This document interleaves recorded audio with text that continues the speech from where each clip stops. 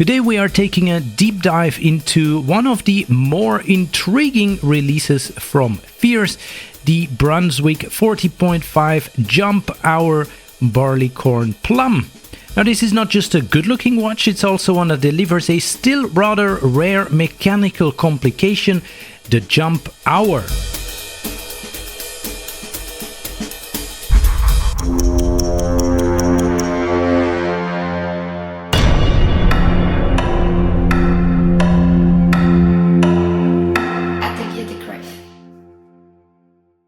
If you want to get a better understanding of Fears as a brand and how they operate, I certainly invite you to have a look at our Watch Affairs episode from a while ago on this very channel. I'll put a link in the description below. You know, we don't build a watch to a price. We don't set a price and say, right, we want the watch to be this amount, we need this margin, so we need to find, manufacturers who can do it to a cost. We do it the other way around. Now back to the watch. So the Brunswick silhouette itself dates back to 1924 when Fears first created a gentleman's cushion-cased watch. Now this modern version keeps that spirit alive but pushes it further and a little bit larger at 40.5 millimeters.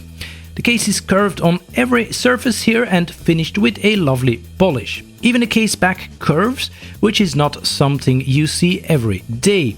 But this is a Fears watch, so on the wrist, in my opinion, you can always rest assured that these are nicely proportioned and will work for the vast majority of wrists out there. The overall case as well is absolutely and unmistakably Fears. Now a quick word on the crown here perhaps, so the onion-shaped crown to be precise, signed with the Fears cipher. It brings a touch of old-world elegance while still feeling quite practical in hand. So crowns are actually hard to get right, believe it or not. It's easy to make them too big and even easier to make them too small. This one gets it absolutely just right and balances very nicely with the rest of the case and overall design of this watch in particular. Now flipping this watch over, you have a see-through case back here, but so quick word on that perhaps, so you can actually choose between a solid case back for engraving or an exhibition back that gives you a direct view on the movement, complete with that custom Fears blue rotor adorned with the Bristol flower, which is a nice reference to their home base of course. The star of the show, in my view here perhaps, the dial. So it's a layered composition of textures and colors. As you look closer, you see that there is actually a lot going on here. Yet, and I really do insist, there is plenty of visual interest, there's a lot going on, yet the dial does not feel busy at all. Again, not easy to achieve and very nicely executed here. So congrats there to Fears as well. The outer dial is that barleycorn guilloche pattern, silver coated, so it shifts between bright white and metallic silver depending on how the light hits it. It's very, very nice and visually interesting. And then that inner dial of course contrasts with a deep matte plum lacquer color. It's not an obvious color choice for a dial, I have to say, but it really does clearly work, surrounded by that very nice steel minute ring, but more on that in a bit. So at 12 o'clock sits the jump hour window. Any window on a watch dial is very easy to mess up. Many a dial has been ruined by an ill-executed aperture, right?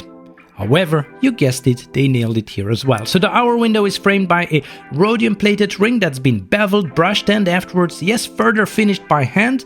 So it's really nicely done and fits in perfectly with the rest of the case and dial. Also the font used, which is actually a Fears font for the hours here, it's very nice. I think it works just perfect. Very, very, very well done, Fears.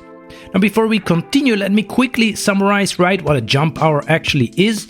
Instead of a conventional hour hand moving gradually, here the hours are displayed on a rotating disc under the dial, and at the exact top of each hour that disc then jumps forward to reveal the next numeral in the window, so a jump hour.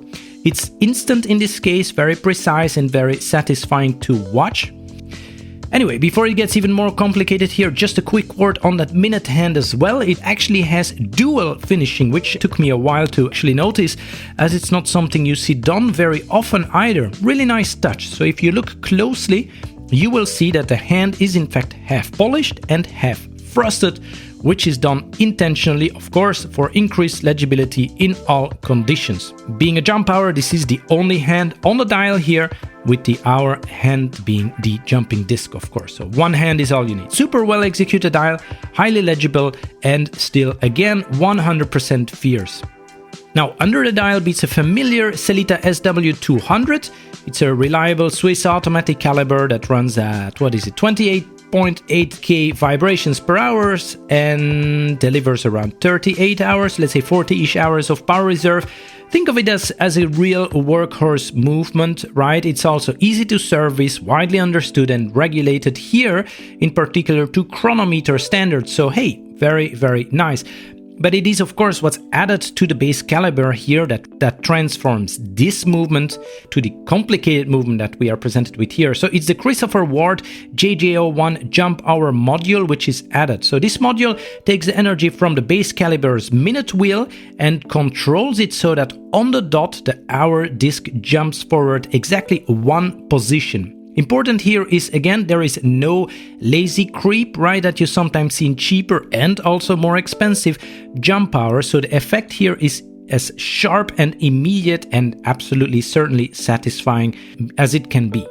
Now, it has been seen in other releases in the past, which is in fact nice because we know it actually works, and that is quite important indeed when talking about a wristwatch, and especially one such as this wristwatch, which could perfectly be your only wristwatch. Now, this added complication on top of the base movement is part of the reason, of course, for the slightly thicker dimensions of the overall watch.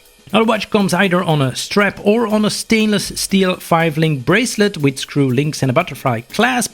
It fits the case very well, and it offers comfort and a little bit of, dazzle, if you will. With a 20mm lug width, I do have to say you've got plenty of strap options if you want to dress it up or down, or, make it whatever you want. I see a whole range of straps looking very, very nice on a watch like this. Now, on the wrist, well, actually no surprises here, and I mean that as a big compliment. So I still have to find a Fears watch that does not fit my wrist well.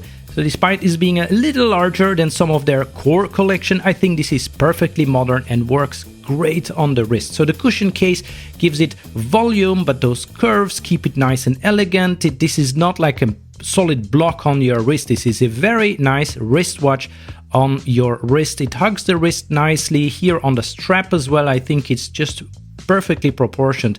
Now, this is the type of watch you will want to wear almost any time, be it in a more formal setting, but also in a more casual setting. So, and before I forget, actually, the watch also has 100 meters of water resistance, which is more than most dress-leaning watches, if you will, giving it real-world versatility. Of course, if you grab this on a strap, then I don't necessarily recommend you jumping straight into the pool with this on your wrist. On the wrist, I let you be the judge here, but I think it looks quite excellent indeed.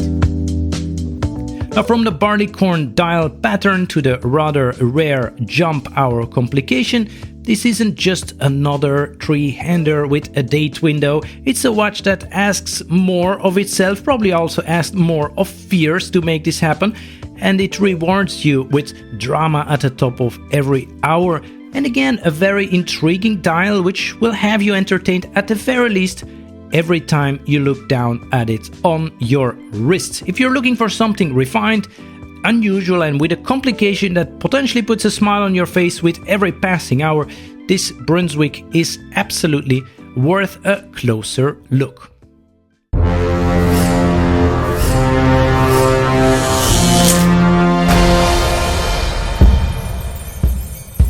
Thank you for watching, and see you next time.